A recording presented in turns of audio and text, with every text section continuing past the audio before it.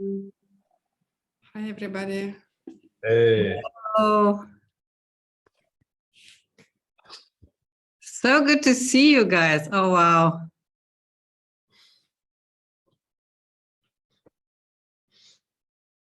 Long time no see. Yes, indeed. True.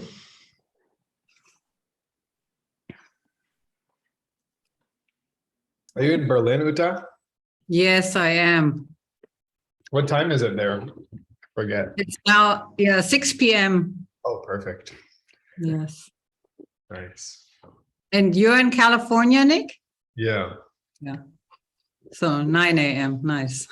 See, Even there's better. the beach right there. Oh my God. Yes. Don't rub it in, please.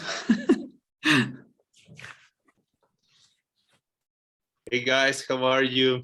Hey. Hi, Fun. Hi there. Good to see you all. Yes, great to see you too. Great to see you. Thanks for having us. No, thank you for coming. It's great.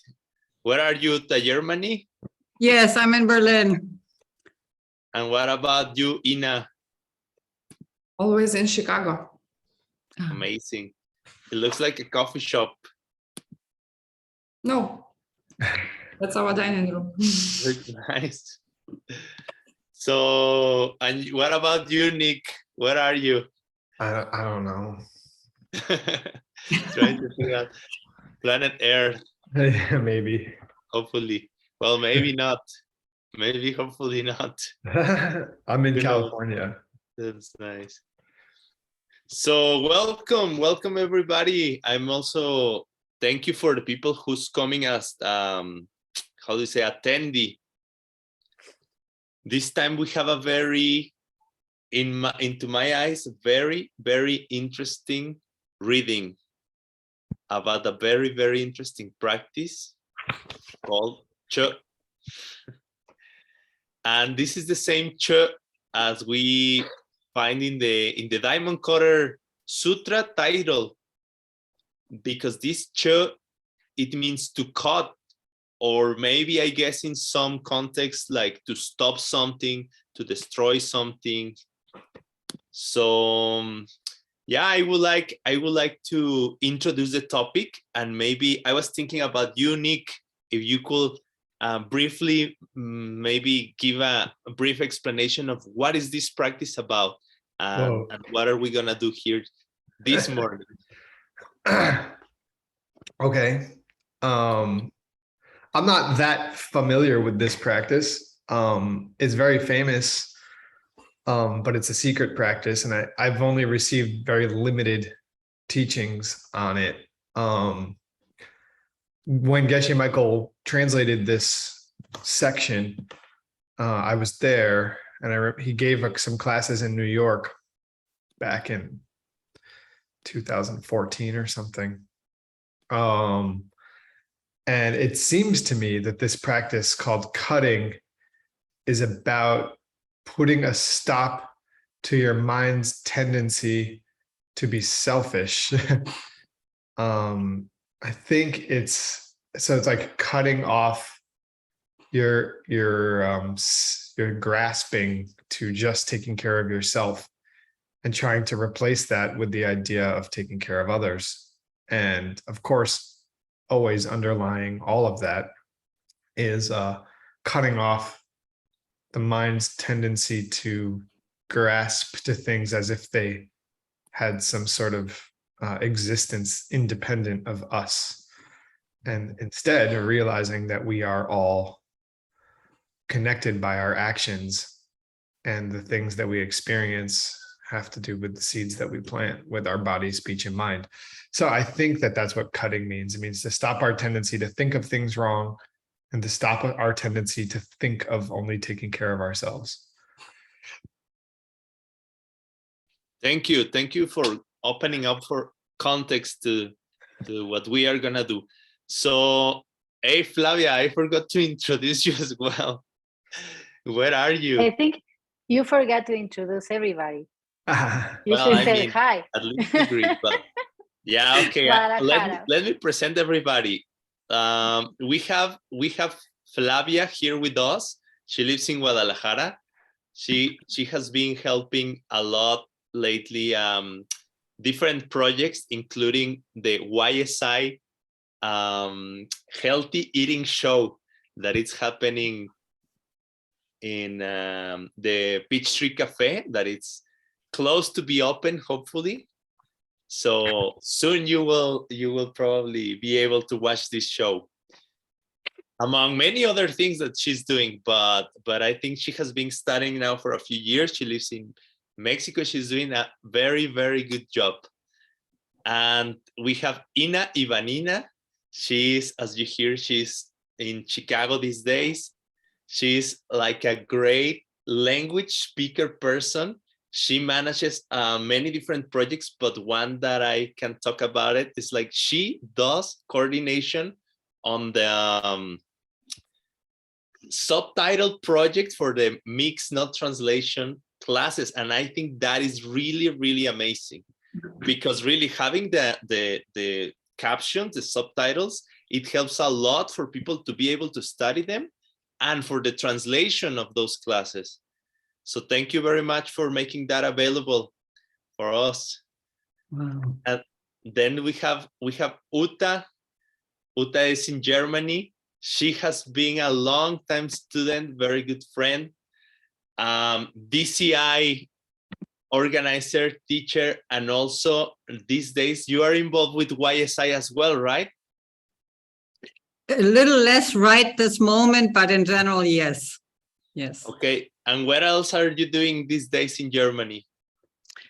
These days, I actually have to take care of some business that's not totally related, which is I'm working in the arts right now, but you know, the lessons are everywhere. What can I say? That's for sure. And that's proof the good practitioner you are, because it's true, the lessons and the teachings are everywhere. And if we aim, my take is like, if we aim whatever daily activities we are doing to our personal development with the intention of helping everybody else, then practice. Yes. That is it. And Nicolas Lachaud, no need to mention, he's the director of all the Diamond Cutter Classics project, the, how to say, executive director. And then he's also a very good friend and a very good language speaker in person. He speaks like what, 5 or 6 languages? I don't think so.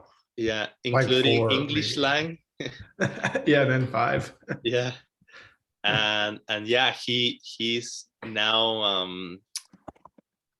coordinating all the translation of the Mixed Nuts team, the operation of it.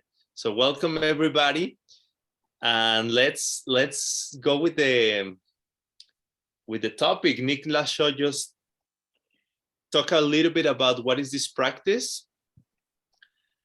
And when I read the reading, to be honest, I was a little uncomfortable, because the title, if some of you got the chance to read it, the title, it actually was translated as the immolation of yourself. And immolation, I felt it was like a strong word. And because I didn't understood very well what was it about, I thought, okay, let's go to the safe side and let's just call it destroying. But immolation is like, sometimes it's like when, like you see the screen, the picture, the portrait of the reading is like a guy who burns fire on himself. If you get a chance to see the original reading, you can see that. Mm-hmm. But then I think it's very important to talk about what is the self that we are trying to destroy or to burn. And I think that will clarify a lot of things for everybody, for the audience, for us. And I would like to check with Ina, like what's your understanding? What is that self that the reading is talking about? We are trying to, I guess, to destroy, to burn, to remove. What was your take on this part? It's a very beautiful practice. frankly, I don't know it very well, so I was a little bit surprised with the reading. I think nothing comes by chance, right?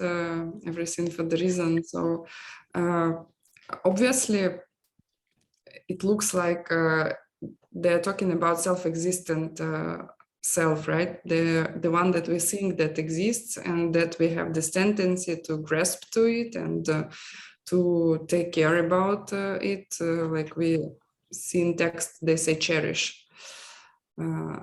So this is something that is coming out of misunderstanding, where do things, including what I think is me, come from, and this is something to be destroyed. That was my take out of the name of the reading. Thank you very much, Ina. So again, I mean, I had the chance, and I really encourage everybody, if you can, to listen to the audio, because there is a reading, there is the official reading, but then there is the audio, the class, when Geshe Michael talks about it. And something very interesting happened there. I think that there is actually, in my eyes, it's like two elements like coexisting in this class together. This is the element of Chod that we've been talking about, but Geshe Michael makes a big emphasis on personal responsibility. And maybe that doesn't come that much in the reading. I mean, it does in a way, but if you listen to the class, you can hear like how much emphasis he does into the personal responsibility. So maybe we can talk a little bit about what is personal responsibility, and if you guys can think on how it is connected with the practice of destroying a self that somehow is causing troubles for us and everybody else. What do you think about this, Uta? What about personal responsibility? What it is? Well, the way I got to understand it is because I think this came very timely, because I am experiencing quite a few challenges right now. And so the tendency of thinking, I don't deserve this, this is unfair, is very strong. And so that is why, you know, it's very important for me to catch this self-existent, that, you know, this non-existent, I should say, me, kind of lighter fluid at hand, you know, to burn it up, and to doing this kind of in front of others. So, because if you are in a context of people and they're, you know, experiencing similar things, and everybody has the same sound bite, like, oh yeah, this is unfair, this is not something we would ever do ourselves, you know, then it's what I feel, and I currently live with other people more closely than I ever did.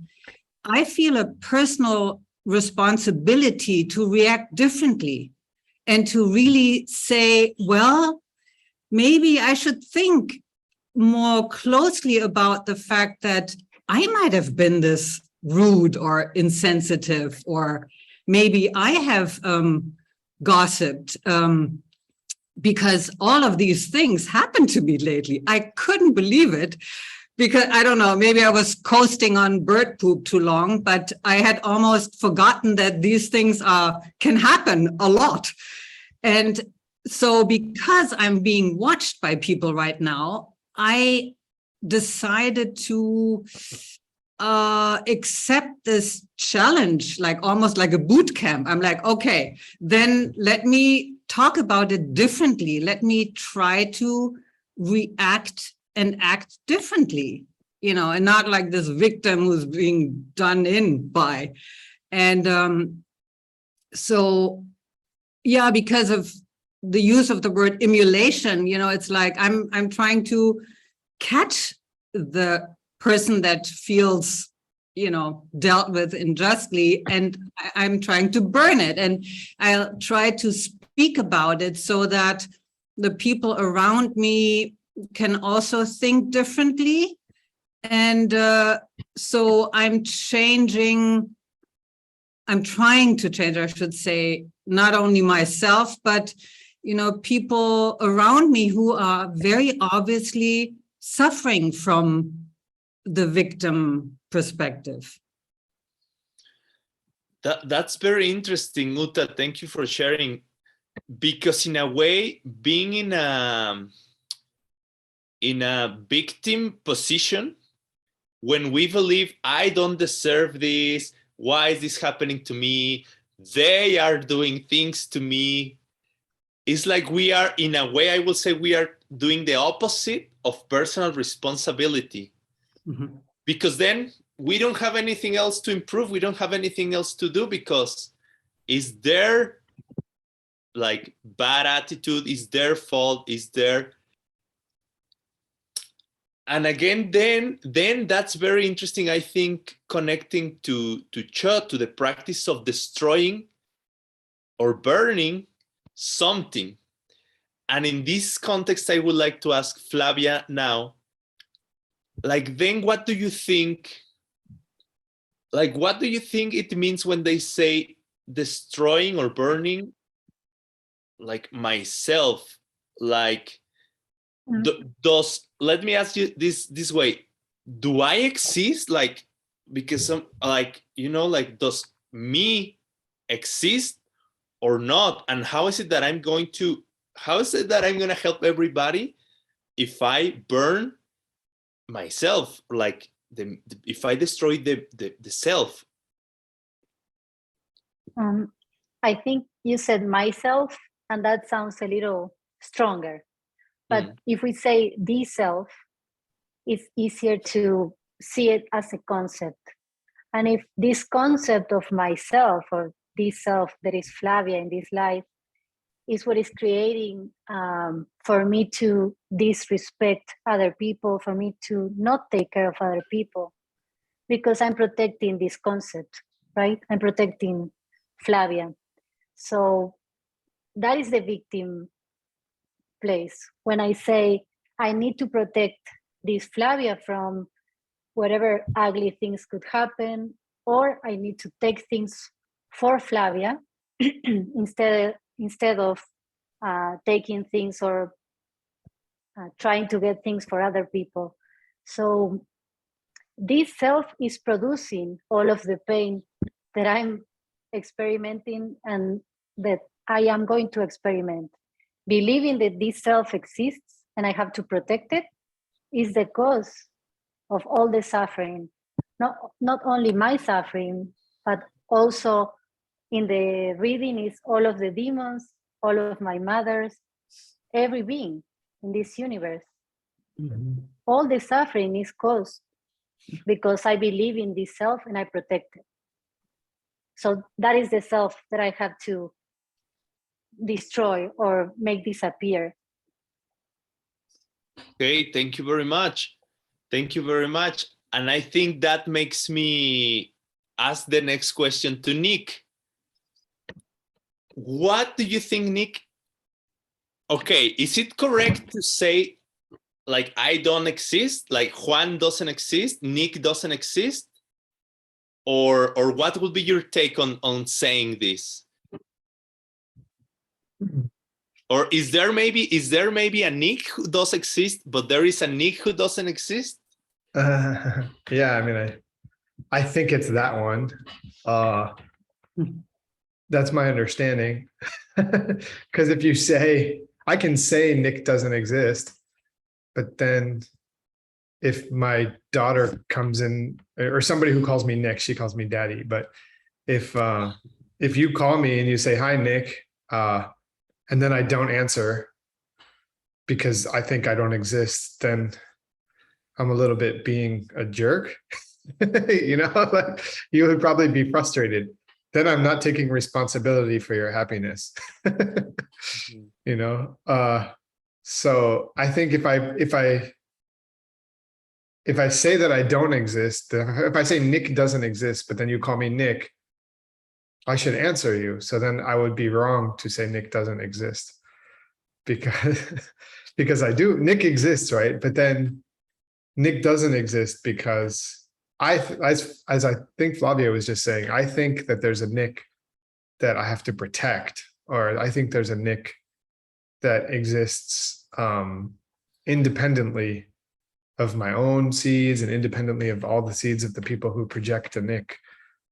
And then that Nick doesn't exist. And I think that's what the Heart Sutra is about, right? And all the other teachings of Buddha. Because in the Heart Sutra, it says there's no eyes, there's no nose, there's no ears, there's no tongue. But there are eyes. I'm looking at the eyes on the Zoom screen.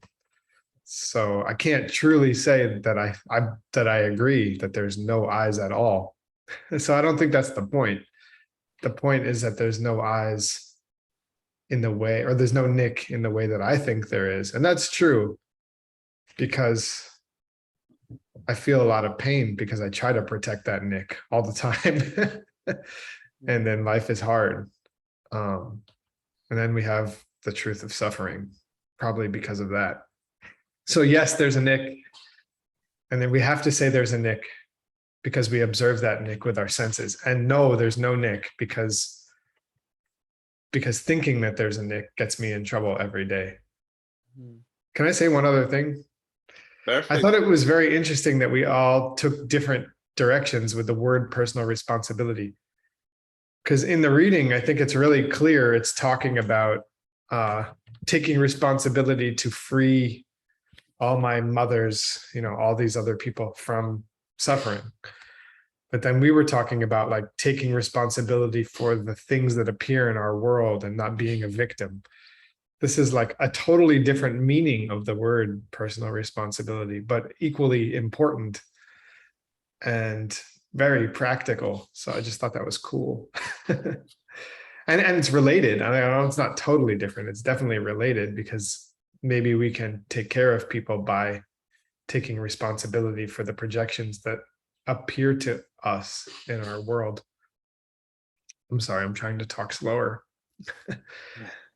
And then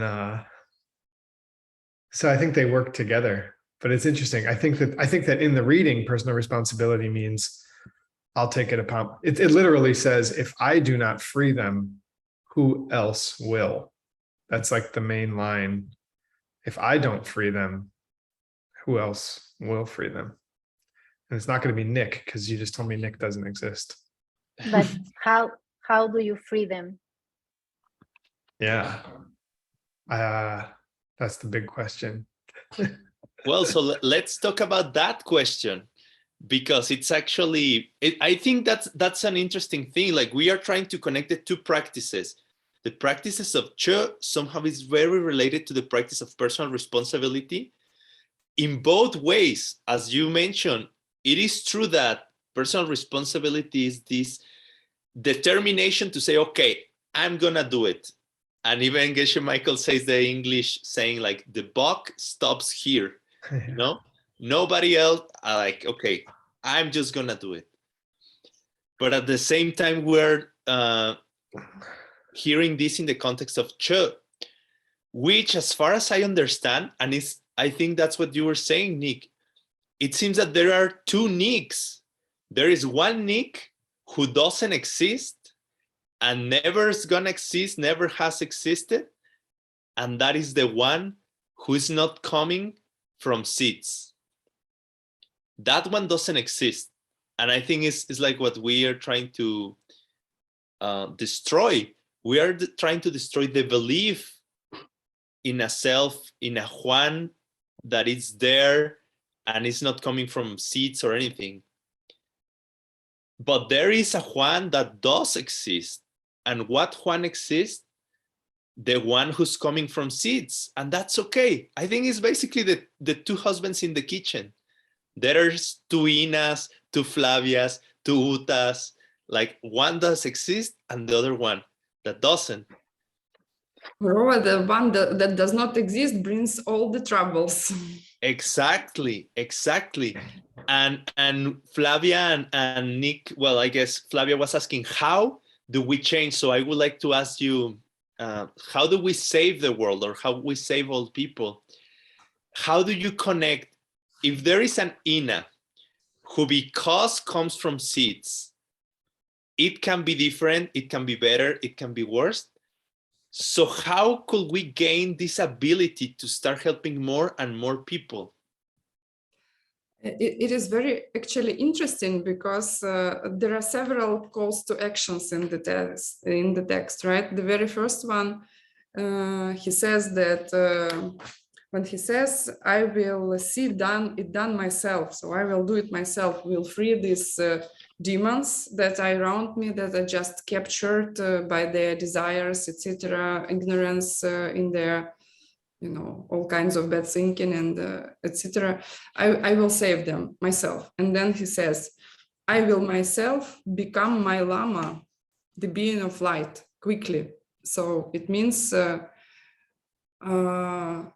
using this knowledge that we study, will become the next level of humans' evolution, right? Will do something that humans cannot do, right? To be helpful for other people. And then, very interesting, he says that only in Tibet will you find bodhisattvas who never trained themselves in love and compassion.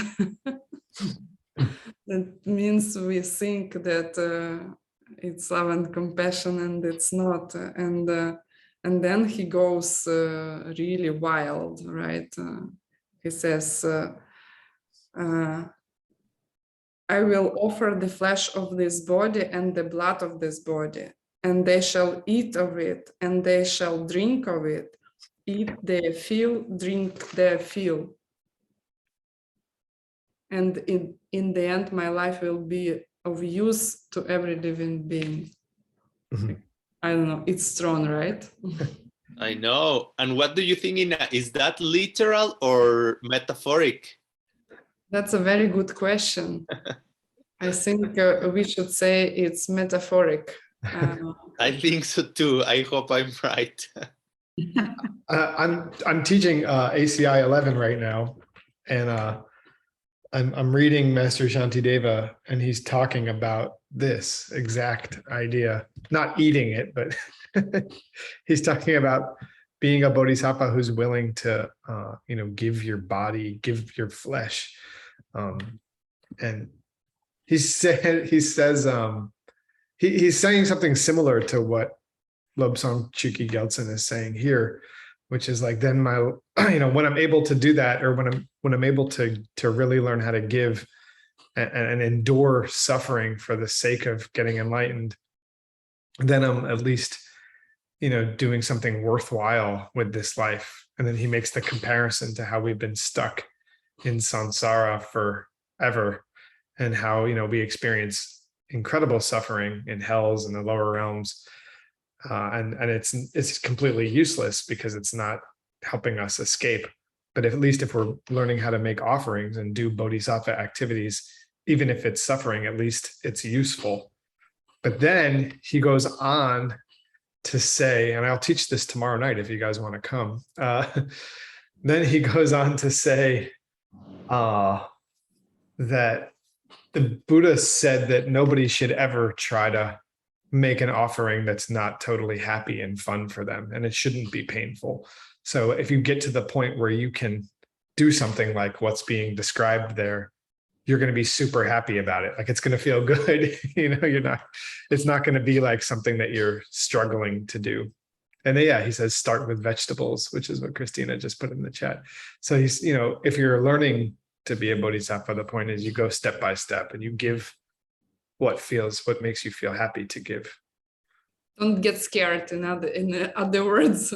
Yeah. Well, that's why I wanted to clear that.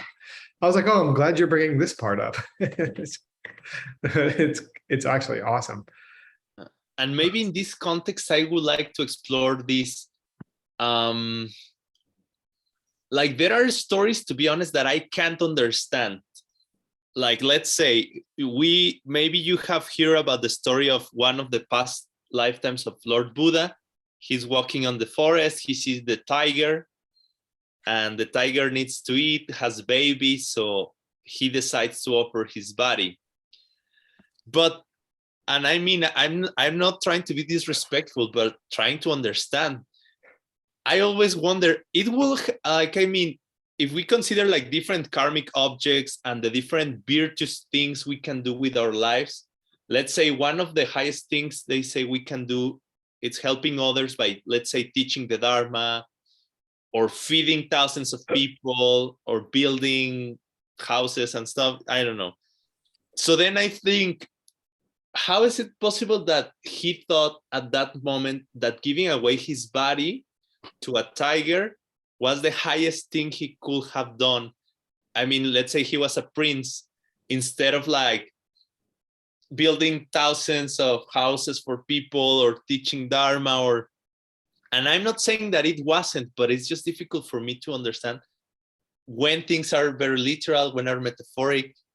But maybe, I'm guessing, maybe sometimes it's more virtue to keep both of your hands, because then you can help more people, instead of cutting one hand and throwing it to the hungry dog in the street because the dog is hungry.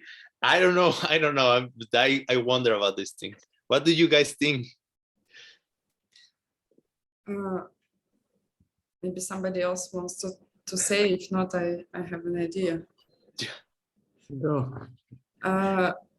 Last time when you remember, there was a discussion 1 month ago or so about literal and figurative, right? And sometimes the Buddha, he is not literal, because he has something else on mind when he says what he says. And and maybe not for everybody of us it will be figurative, maybe not for some of them, for some of us it may be literal, right? But from the figurative point of view, it is a very striking story, right? So it really, it was bothering me as well for many years. So I know what you mean.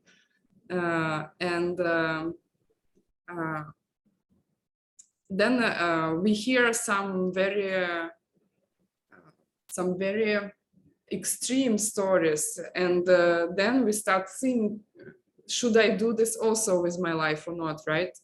And maybe the idea is that I should always think, right, what will be the highest in this moment to do. So that was, I was thinking, because this is really striking, and I know many students are having the same questions, like, should we really do that? No, please don't. Start with vegetables. Give something that you will not regret about.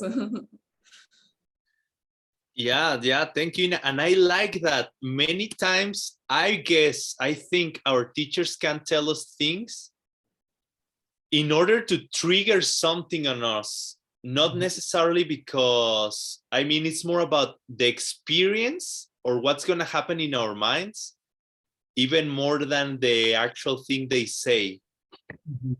I really think that that can be the case. Sometimes certain ways they say things, or they ask you to do certain thing, or they act in a certain way, I really believe is to trigger a whole process of, maybe in this case, like analyzing. Maybe it's about having these kind of discussions sometimes, and talking to your friends and trying to figure it out. And Geshe Michael says that the struggle is what sometimes creates a very powerful karma. The struggle to understand and to figure it out something, it's what makes us improve many times. Okay, so we have seen so far that in the practice of Chod, in this case, as Nick mentioned first, the whole thing is actually like secret practice. And for those of you who had the chance to listen to the audio, it's very interesting because Geshe Michael keeps repeating during the class. He keeps saying, okay, if you want the whole thing, you have to get initiation. if you want initiation, I'm gonna tell you what to do. He says, you have to start taking personal responsibility. If you start taking personal responsibility, the initiation is gonna come to you, and you're gonna be able to study the whole Chod sometime. So does any of you remember what he was saying? Like, what's the way to start taking personal responsibility? Like, he gives like certain advices, but what do you guys think? He basically says, you, as you say with Shantideva, you start with small things, and those things start building up. Does any of you remember, like, or want to say something about this, like building up this practice of?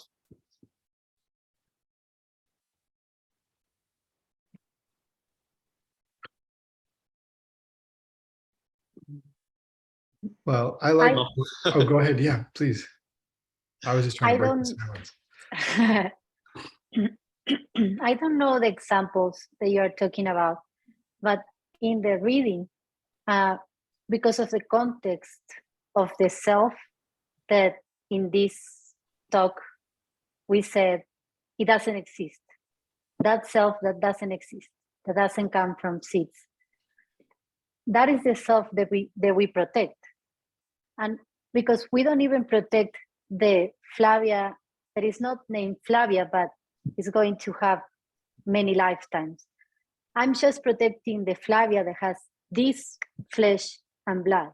So in this context, saying, I will give my flesh and blood, to me, it's saying, I will give this self that doesn't come from seeds, that is going to end soon. So in this sense, to me, personal responsibility is maybe asking myself what I am protecting with my thoughts and my actions. I am protecting, other people, my next life, the higher self that I could be, or I am protecting this body that is going to finish maybe today. Yeah, and yes, it is the case, as we were talking about with the example of Master Shantideva, that the idea is to start developing this personal responsibility little by little. Geshe Michael was saying in the audio class that you just start with things like doing the dishes, but it was very interesting because he was very clear and straightforward, saying things like, if you can't do the dishes after you eat or after dinner time or something, you cannot get enlightened. You don't have the power to help thousands of people if you cannot even do small things like wash the toilet, do the dishes, take care of the people at your immediate surroundings. So yeah, the advice was like, we start little by little. And many of you, well, all of you, I'm talking to the panelists, I know you have like very interesting Dharma careers, let's say. Like I will bet that you can see how much progress you have achieved from the very beginnings when you just start studying and learning to right now. I would like to maybe hear your a few personal experiences on how do you think you have been developing this ability or becoming more capable of taking bigger projects or helping more people. And maybe if you can talk a little bit about your motivation or how you had to train yourself, because I really bet we all have had gone through challenges. What will be your advice for people who want to increase their capacity, let's say? Well, I'll say one of the things that I really like from Master Shantideva's advices is he talks about like he talks about mindfulness basically in a really cool way. He talks about it in the context of Sheshin and Jempa, which is Tibetan words for like watchfulness, and then the ability to pull your mind back. And usually those two topics are used in context of meditation. But in this case, he's talking about like trying to remember that you're trying to be a bodhisattva, like staying present with your higher goals, or staying connected to your higher purpose all the time. And to me, this connects a lot with personal responsibility, because I feel like the first step, or a big step that we can take, is staying grounded in this higher motivation. And I think like if you want to fast track yourself to spiritual goals, this is how to do it. I think like stay grounded in a higher motivation as much as possible. Then you will be a good example, because little things won't irritate you so much, or hopefully, because you remember what you're trying to do. And then if you remember like, okay, I'm trying to get enlightened, or I'm trying to help all beings, then somebody yelling at you, you're more likely to remember that it's coming from you, because that's your main, and also you're more likely to just be patient, because you're like, okay, I'm going to take this one because I'm trying to do something great. I'm trying to be a bodhisattva. So the more that you can have this awareness throughout the day, I think you stand a much better chance to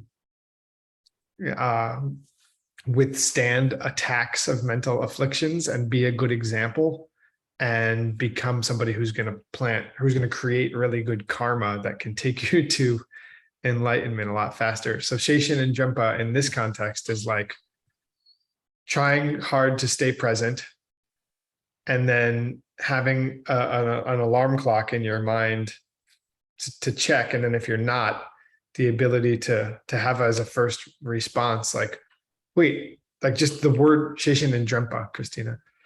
And then just maybe you can trick your mind into coming back to the word bodhisattva. Like, oh, I'm trying to be a bodhisattva. I'm trying to be a bodhisattva. And it's not easy, right? It's easier said than done to like be mindful, or to remember things, or to be present. But I think practices like doing the 6 times book, or like doing your meditation practice and reminding yourself of these higher motivations first thing in the morning, just regular disciplined practice will help you to train your mind. Helped me, helps when I can have discipline. Can I add something to what Nick just said? Because many students, they are coming, they say, yeah, we know ethics meditation and 6 times book. What I cannot do my 6 times book, I'm forgetting meditations, I'm forgetting to do my book. So I would like to say that there are basically a couple things that help with that. First thing is try to see your suffering. Like many of us are living not in very bad conditions, and even many Ukrainian ICI students are now refugees in Europe. And you know what they say? Most of them, they say, I'm actually fine, like everything is going pretty well. Yeah, because of their practice, obviously, because, many people are really having a very difficult time right now because of the war that is ongoing. So when you see directly the suffering that is going on, that is very easy right now, then it makes you do your 6 times book, because you can see that everything is degrading. If you do not see that everything is degrading, go to a nursing home and you will see it every day. That's your real future, not the one that you think will be. And the other thing is to study deeply the teachings, do all 18 ACI courses if you haven't done them yet. and come to mixed nuts classes.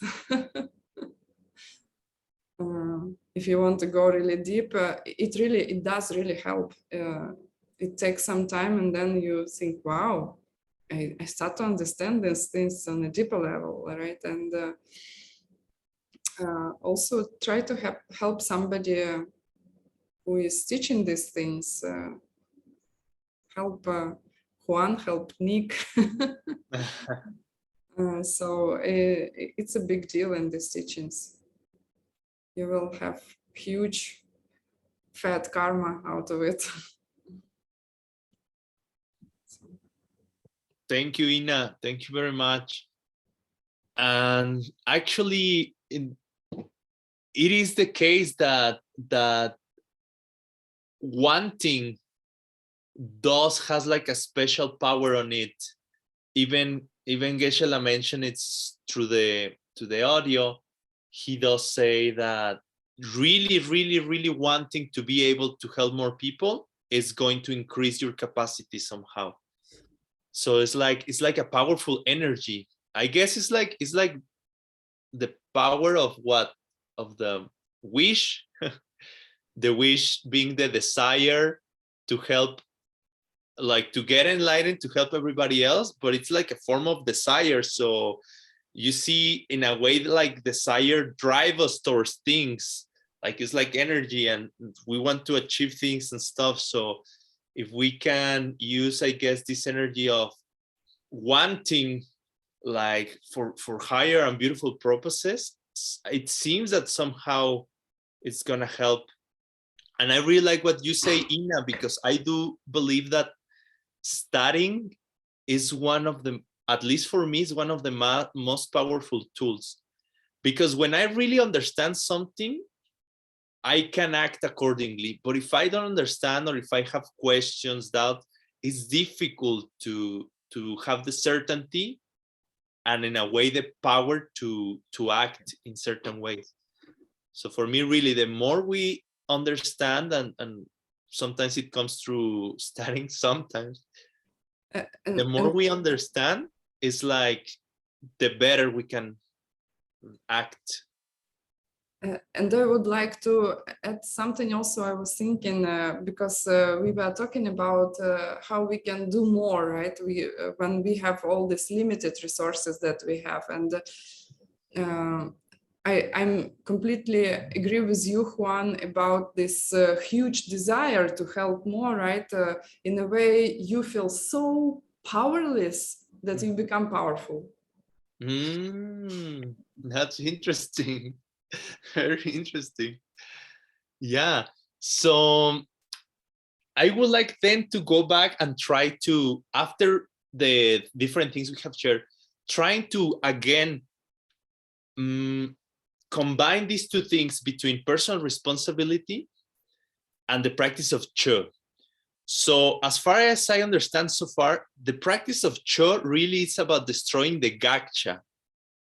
And again, this goes related to wisdom again. The better we understand, the better we can identify who's the Juan that it's not there, and I have to cut that Juan. So I would like to ask you guys, what do you think it will happen if we had the certainty that there is no other me, but the one who comes from how I treat other people? And I use that knowledge and combine it with personal responsibility. Like what ideas comes to you? How can we combine these two practices? Cutting the self-existent me and taking personal responsibility. Like in order to, as the reading says, to help like all my moms.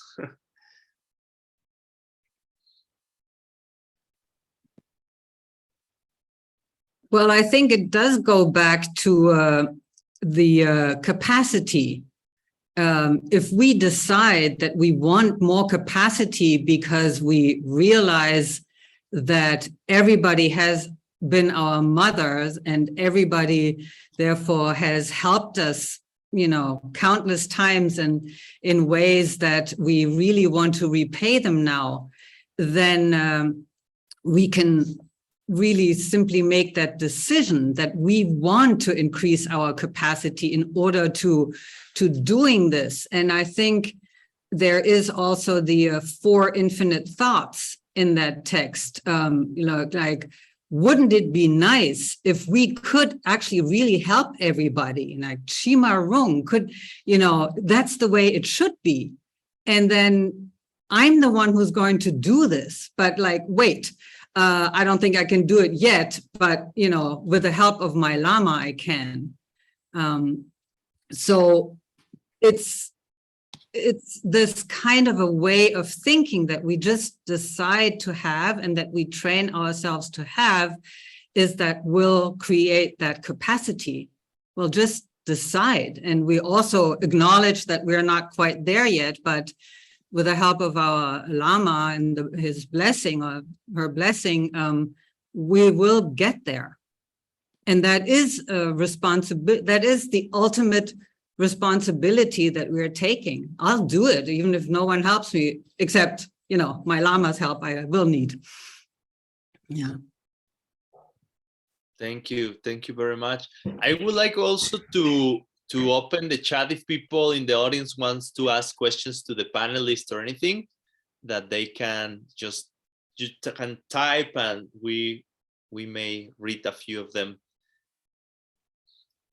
I think actually we didn't mention some very interesting fact about this practice that I was thinking we will discuss in the beginning. Mm-hmm. This practice was created by a woman, by a lady. Her name was Machik Labdron, and she was a Tibetan yogini. No, that's amazing, Ina, and thank you for saying, because that actually, I only learned that when I went to hear the class 2. So it happens to be like 3 classes, I think, on this topic. And again, I will encourage everybody in the audience to listen to them. You can find them at the knowledge base. But yeah, the explanations Geshe Michael gives about this whole practice are like unbelievable. I really, really, if you have the chance or if you want to give yourself a nice present, I think give yourself time for this class. It's very, very awesome. So I don't see any questions on the chat. Do you want to say something, Nick? I wanted to add that to what Uta was saying, just that I think that the point that the reading is making is that it's kind of like it keeps talking about taking personal responsibility just to motivate us to do the Chod practice. And that what we're taking personal responsibility, that what we can do for all of our mothers or for everyone is cut. That's what we can do. We have to cut, cut our belief in self-existence and basically our tie, our connection to samsara, which is our ignorance. So cut. I think that's what it's saying. We have to take personal responsibility to do this practice. She lives right down the street from me too, Machik Labjun. It's very cool. I'll take a picture. That's amazing. Yeah. like 10 minutes away. You have to get on the highway, but it's close. And what do you think, Flavia? Any ideas about how to connect the destruction of our self-existent self and taking personal responsibility?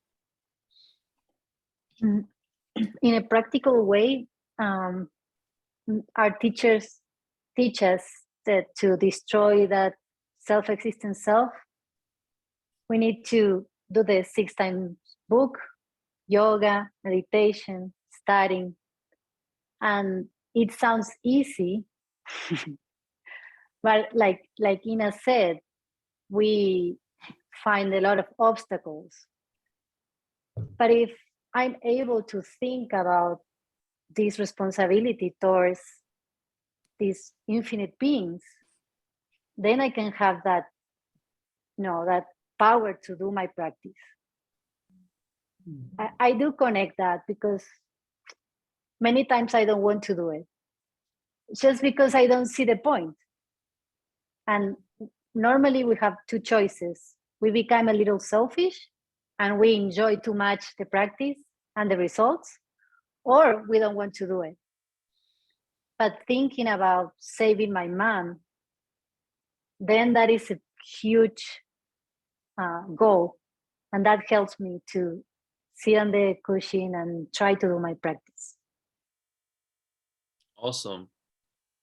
There is also another question in the chat, and it says, once you cut away all the beliefs in self-existence, what's left? A Buddha? What do you guys think? Well, she knows the answer, but I think that if you want to get specific, you have so many different layers of belief in self-existence. Like there's your intellectual belief, like, we can get rid of our, we can understand theoretically that there's no Nick, but then to understand it when it, practically, meaning like when someone's yelling at me, or when I want something so bad because I think it's going to make me happy, that's a whole nother level, so if I understand something philosophically, that doesn't mean I really understand it, or cut away the beliefs philosophically, that doesn't mean I really cut away the beliefs. But then if I cut away the beliefs, even in practice, I would say that, yeah, that's pretty much, you have to have already seen emptiness. I think you have to have already seen emptiness, and then you're really close to being a Buddha, probably, or at least an Arhat, if not already achieved that level. Thank you, Nick. Octavian says he asked a question too. There is another question as well. It says, how can working closely with your Lama can help you destroy this self-existent self? Anybody has ideas?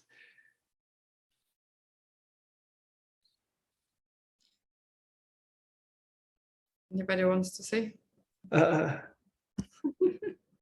I just going to say that I think that is what your Lama is going to do. You don't need to worry about it. That's what I wanted to say also. That's a cool answer. That's a good answer. I also think that part of the point is that if you work closely with your teacher and you make some good seeds, they're more powerful because of the power of the karmic object. Like, yeah, those seeds can ripen really fast and powerfully. Good and bad. They're going to do certain things too to help you let go, which are hard. What I have noticed as well in my experience is that when I have the chance to be close to my teachers, then I learn from them by example as well, not only by what they teach in the classroom, that it's amazing, but also by how they treat other people, how do they handle their daily life, the jokes they do, like how they move, how do they make the decisions. It teaches me a lot, because sometimes, let's say I think like, oh no, the right decision will be this, and then I see them being in a similar situation and choosing a totally different thing that I didn't even thought about it. And when I wonder why did they do that, like I trust they know much more than me. So I use them as an example of keep learning also. Like, I guess for me, they are living examples on how somebody who understands better, or, will take action in their daily life, how they use their time, how they make others feel. Maybe that also is a boost on different ways that you have like a living example in front of you. And also because Octavian, he asks exactly how your Lama can help you destroy this existing self. And I think we also need to mention that one of the things that happens that Lama will trigger your mental afflictions badly. And then you will have to face this suffering, right? This pain, and you start to think, where does it come from, this pain? And then you go back to not that this self does not exist. Okay, what does exist, and why? What I see. Oh, okay, I have a contract. He's my Lama or she. So that what happens is mental afflictions have been purified, right? Hopefully. Hey, Juan, Yes. we are at 10. Yeah. Can we I are make a leaving. quick can I make a quick pitch for the mixed nuts? Please, yes. Okay. Thank you, Anna. Thank you, Flavia. Thank you, Uta. Thank you, Juan, for hosting. This was a really nice and special reading club. I enjoyed it a lot. If you guys want the mixed nuts to keep digging deep into our books to find more answers and more interesting philosophical topics to study, please consider digging deep into your pockets and donating to us, because there is so much for us to do. It's going to take a few hundred years. So in order to keep this process going, we require donations right now. So I put the link a couple times in the chat. If you want to make a donation, it helps us a lot. If you want to make monthly donations, it helps us even more. And I appreciate you all helping us, and we want to help you. We just we want to keep this project alive for a long time. So that's the motivation, so that we can dig deep into the books. Thank you so much. And also please consider coming to the translation program in October. I know you're all coming. Okay. And thank you very much, translators, because this class has been translated into many languages. Thank you so much, dear translators. Yeah, thank you, translators. Yeah, thank you, everybody. Just because giving yourself the time to come to these things, and I think it's because you want to learn and because you want to help so many people. So I think just by wanting to be a better person, we are already helping the world. Remember to build up our personal responsibility by doing little things, nice things for others, but taking the responsibility. Don't wait for others to do the good things we want to happen, and we will build our level up to being able to stop wars and save this world from hunger, disease, and even death itself.